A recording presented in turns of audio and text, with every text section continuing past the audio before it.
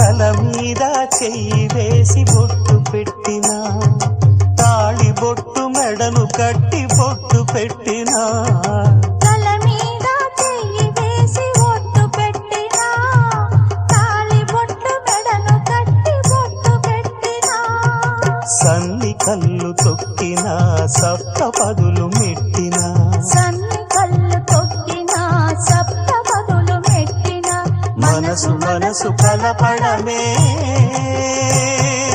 మంత్రం పరమార్థం. శ్రీరస్తు శుభమస్తు, శ్రీరస్తు శుభమస్తు. శ్రీకారం చుట్టుకుంది పెళ్లి పుస్తకం, ఇక ఆకారం దాచుతుంది కొత్త జీవితం.